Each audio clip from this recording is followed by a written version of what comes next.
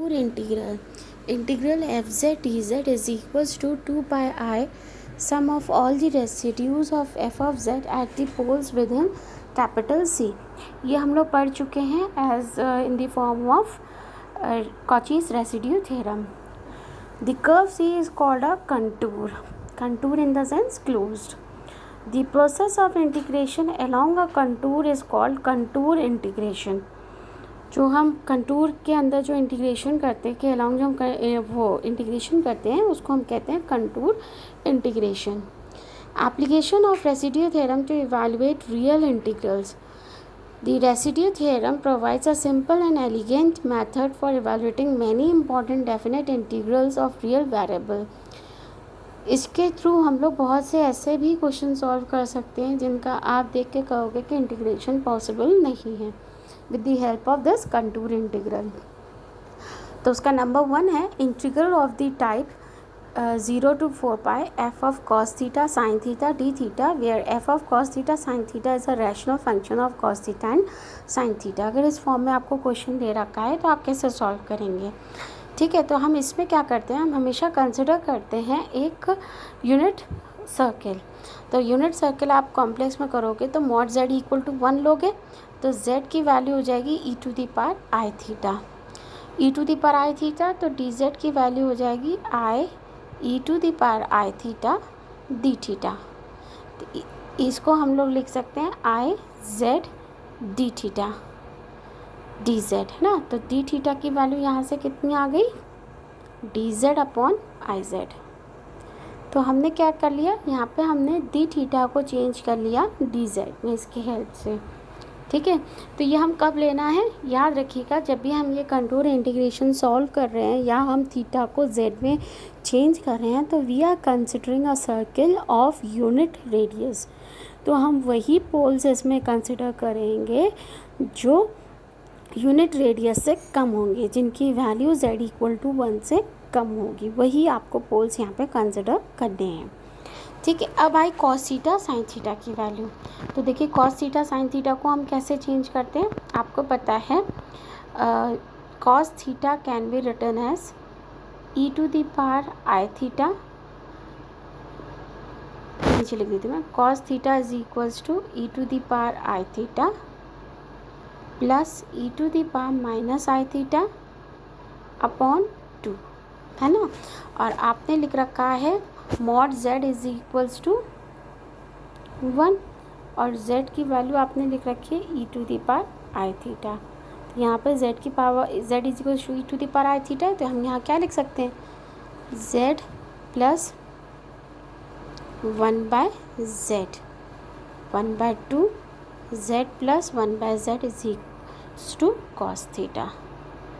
तो देखो हमने कॉस थीटा को भी चेंज कर दिया z में. ठीक है, सिमिलरली हम साइन थीटा को भी z में चेंज कर सकते हैं. साइन थीटा का इंटरप्रिटेशन हमें पता है क्या होता है, sine theta is equals to e to the power i theta minus e to the power minus i theta upon 2i. तो हम इसको लिख सकते हैं 1/2i z माइनस 1/z. देखिए यहाँ दे रखा है, इस फॉर्म में हम इसको लिख सकते हैं. तो हमने पूरा इंटीग्रल जो है साइन थीटा कॉस थीटा का हमने चेंज कर लिया z और dz में, इस तरीके से वैल्यू करके. अब देखिए इसके क्वेश्चंस कैसे सॉल्व करते हैं ये भी देखिए. पहला क्वेश्चन है using contour integral evaluate this integral where a is greater than mod b hence और अदरवाइज इवैल्यूएट दिस. ठीक है, तो सबसे पहले तो हमें ये कंटूर इंटीग्रेशन सॉल्व करना है. तो हमने वही लिख लिया mod z equal to 1 z equal to e to the power i theta, d z की वैल्यू आ गई, डी थीटा की वैल्यू आ गई d z upon i Z.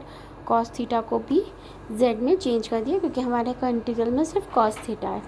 अब हमने ये सारी वैल्यूज़ यहाँ पुट करी एक एक करके, ये वाला भी वैल्यू पुट करी, ये वाली भी वैल्यू पुट करी. अब आपने जब ये वैल्यू पूरी पुट करी, ये आपने 2/i लिख लिया. कैसे भी एनी हाउ आपको z स्क्वायर का जो कोफिशिएंट है इसको 1 करना है. तो 1 करने के लिए आपको यहाँ से b कॉमन लेना पड़ेगा. आपने b कॉमन ले लिया तो आपकी वैल्यू ये आई. ठीक है, अब ये वाली जो आपकी क्वाड्रेटिक इक्वेशन है इसको आप सॉल्व करेंगे. यही आपके पोल्स देंगे, जिसको मैंने अल्फ़ा और बीटा ले लिया क्योंकि ये थोड़े से अलग तरीके के आपकी वैल्यूज़ आ रही थी। कैसे आ रही हैं वैल्यूज़ ये देख लीजिए।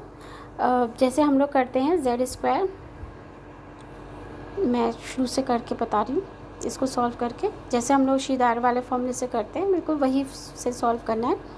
देखिए z² + 2a/b(z) + 1, तो z की वैल्यू हो जाएगी -b यानी -2a/b प्लस -b² यानी 4a² -4ac हो जाएगा आपका 4, तो आप अपॉन 2a, ठीक है। तो 2 तो पूरा कट जाएगा, तो ये आ जाएगी -a/b plus √a² -b² upon b। तो हम इसको ऐसे लिख सकते हैं -a plus √a² -b² upon b, हम ऐसा इसको लिख सकते हैं। तो वैसे ही हमने वैल्यू लिखी है इसकी, देखिए सॉल्व करके हमने बिल्कुल यही लिखा होगा।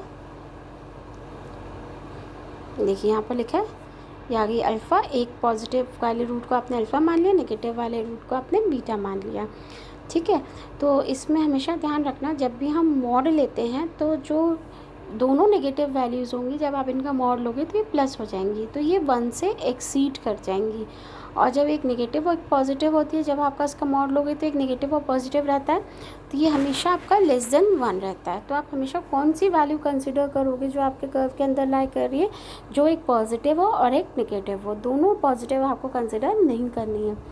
ये तो एक नॉर्मल तरीका है जो आप देख के पहचान जाओगे। वैसे आप कैसे देख रहे हो, जैसे आपको क्वेश्चन में दे रखा है a is greater than mod b, यानी mod beta is greater than 1 हो जाएगा, क्योंकि alpha beta is equals to 1 है। यहाँ से कौन सी इक्वेशन से, इस वाली इक्वेशन से जो हमने लिखी थी ना, z² + 2a/b(z) + 1। तो यहाँ से आप देख सकते हो alpha into beta is equals to 1 है, c/a होता है, देखो 1 आ रहा है, तो मॉड ऑफ अल्फ़ा बीटा भी 1 होगा, mod of alpha mod of beta is equals to 1 होगा, मॉड ऑफ अल्फ़ा इज़ <1 होगा क्योंकि mod of beta is greater than 1 है। तो आपको ध्यान में आ गया, समझ में आ गया कि सिर्फ z = अल्फ़ा जो होगी वो पोल लाई करेगा inside the curve capital C। क्यों? क्योंकि हमने z मतलब कर्व C ऐसा मान रखा है जो सर्किल है यूनिट रेडियस की, तो जो भी पोल की वैल्यू 1 से कम होगी वही हम कंसिडर करेंगे। तो हमें साफ साफ दिख गया कि किसकी वैल्यू कम है, अल्फ़ा की। तो हमने कहा कि सिर्फ अल्फ़ा पोल जो है वो लाई करेगा C पर। तो इस पर हम लोग क्या निकालेंगे, रेसिड्यू निकालेंगे। तो रेसिड्यू जब आपने अल्फ़ा पर निकाला तो ये सिंपल पोल है, बिल्कुल वैसे ही निकला। आपने यहाँ पर ये वैल्यू जो देखो f(z) की वैल्यू ये आई है आपकी, है ना। कैसे आई f(z) की ये वैल्यू, देखिए पीछे पलट के देखिए, ये आ गई ना वैल्यू, f(z) हमारा ये रहा, और इसको, इस इक्वेशन को हमने लिख लिया z - अल्फ़ा z - बीटा के। तो f(z) यहाँ से हमें कितना मिल रहा है, ये वैल्यू मिल रही है, तो यही वैल्यू हमने उधर पुट करी है, ठीक है। आपने क्या करा, z की जगह अल्फ़ा पुट करा, वैल्यू रख दी अल्फ़ा और बीटा की जो आपने मानी हुई थी, ये निकल आया। कॉची रेसिड्यू थ्योरम्स क्या होती है, 2πi into sum of the residue. तो रेसिड्यू एक ही है, आपने रख दिया, ये आंसर आ गया। अब आपसे इसकी वैल्यू पूछिए, ठीक है, ये वैल्यू आपकी ये आई है। तो इन दोनों को जब कंपेयर किया आपने, तो आपने कहा हम a की जगह यहाँ पर √2 रख दें और b की जगह हम -1 रख दें, तो हमें सीधे ही मिल जाएगा इसके आंसर से। तो यहीं पर हमने क्या किया, a की जगह √2 रखा है, तो a की जगह √2 रखा तो √2 का स्क्वायर इज़ 2, b की जगह -1 रखा, -1 का स्क्वायर इज़ 1, तो ये आंसर आ गया आपका, ठीक है।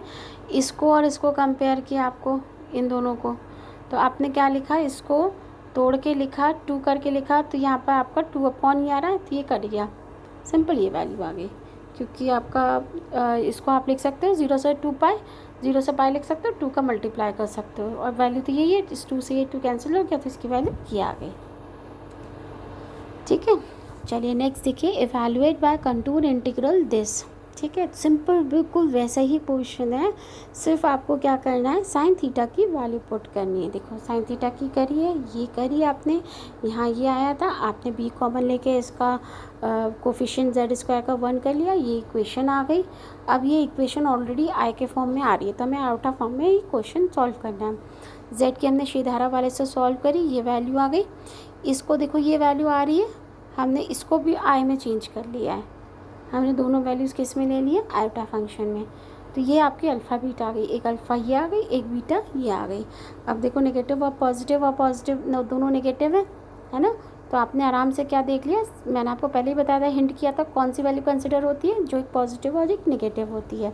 वो आपकी अल्फ़ा थी, तो खाली अल्फ़ा लाई कर रहा है, आपने अल्फ़ा की के पर ये रेसिड्यू निकाल लिया, अल्फ़ा और बीटा की यहाँ पर ओरिजिनल वैल्यू रखी, तो आपको ये वैल्यू मिल गई। कॉची रेसिड्यू थ्योरम से 2πi का मल्टीप्लाई किया इस रेसिड्यू में, ये आंसर आपको मिल गया। ठीक है, फिर आपको एक इंटीग्रल और पूछा था, ये आंसर ये आ गया, ये पूछा था आपसे, तो आपने क्या किया, ऊपर वाले इंटीग्रल में a की जगह 1+a² रख दिया, b की जगह -2a रखा, तो आपको ये सॉल्यूशन मिल गया। ठीक है, नेक्स्ट आपका use contour integration method to evaluate the following integral. तो आपको साइन स्क्वायर थीटा दे रखा, साइन स्क्वायर थीटा को हम कॉस 2 थीटा वाले फॉर्म से लिखेंगे, cos 2 theta is equals to 1 - 2 sine square theta होता है। ठीक है, तो साइन स्क्वायर थीटा की वैल्यू यहाँ से कितनी आ गई, साइन स्क्वायर ये लिख नहीं रहा यहाँ पर, तो मैं एक बार दोबारा से लिख देती हूँ। देखो क्या होता है, cos 2 theta is equals to 1 - 2 sine square theta होता है। ठीक है, तो साइन स्क्वायर थीटा की वैल्यू कितनी आ गई, ये आ गई 1 - cos 2 थीटा अपॉन 2। ठीक है, तो ये वाली वैल्यू आ गई, यही हमने यहाँ पर पुट कर दी। देखिए 1 - cos 2 थीटा अपॉन 2 लिख दिया।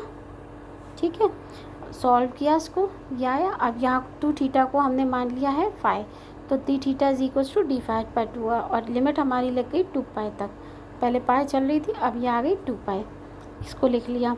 cos 5 को मैंने ऐसे लिखा, आप ऐसा मत लिखिएगा, डायरेक्ट आप z के फॉर्म में लिख लीजिए, d थीटा को डायरेक्ट dz के फॉर्म में लिख लिया। ठीक है, बिल्कुल वही फॉर्म कर रहा है, इसका कोफिशिएंट 1 करा, जेड स्क्वायर का कोफिशिएंट, ये आ गई आपकी इक्वेशन। ठीक है, अब इसको z - अल्फ़ा z - बीटा से सॉल्व कर लिया, अल्फ़ा और बीटा की वैल्यू सॉल्व कर ली। इसमें सॉल्व नहीं की हुई है, साफ साफ नहीं दिखाई गई है, तो देखिए आप कैसे सॉल्व करेंगे, मैं आपको आपके सामने सॉल्व करके बता देती हूँ। देखो कैसे करोगे, ये दे रखी है आपको z² plus -2z 1 + 2a² plus 1। ठीक है, तो -b होगा। ठीक है, तो -b में क्या हो जाएगा, 2 1 + 2a² प्लस -b² यानी 2 1 + 2a² का होल स्क्वायर, -4ac -4 -2 नहीं, ये 4 हो जाएगा।